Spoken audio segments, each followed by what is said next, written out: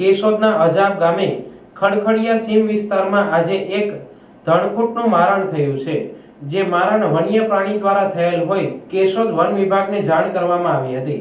One વિભાગના સ્ટાફે ઘટના સ્થળે પહોંચી ફૂટપ્રિન્ટ એટલે કે સગડ ટ્રેક કરીને તપાસનો દોર શરૂ કર્યો હતો। તપાસના અંતે જરૂર જણાય તો વન્ય પ્રાણીને પિંજરે પૂરવા પાંજરું પણ ગોઠવવામાં આવશે તેમ જણાવેલ છે।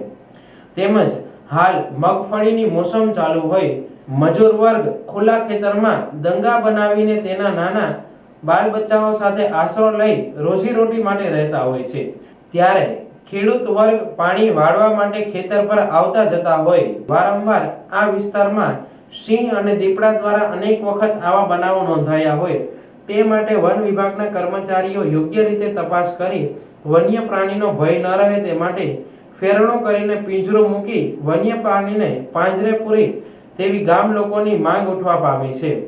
હાલ આરએફઓ સુવાગિયાના માર્ગદર્શન નીચે ફોરેસ્ટ કર્મચારી પંકજભાઈ અને લાયન ટ્રેકર પાર્થ રાવરાણી દ્વારા વન્ય પ્રાણીનું ટ્રેક લોકેશન મેળવવાના પ્રયત્ન કરવામાં આવી રહ્યા છે।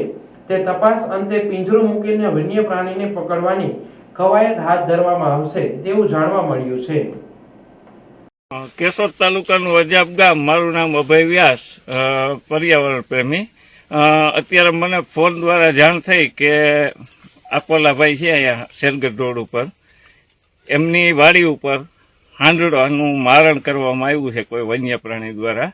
દીપડો કે સિંહ એવું કંઈ નક્કી નથી થતું, પણ ફોરેસ્ટ ડિપાર્ટમેન્ટને સરપંચ દ્વારા જાણ કરવામાં આવતા સ્ટાફ ઘટના સ્થળે આવી અને સગડ ટ્રેક કરી અને ફેરણું કરી રહ્યા છે, અને જરૂર પડે તો રાતના પિંજરાની પણ વ્યવસ્થા કરવાની ડિપાર્ટમેન્ટ દ્વારા વ્યવસ્થા કરવાની ખાતરી આપી છે।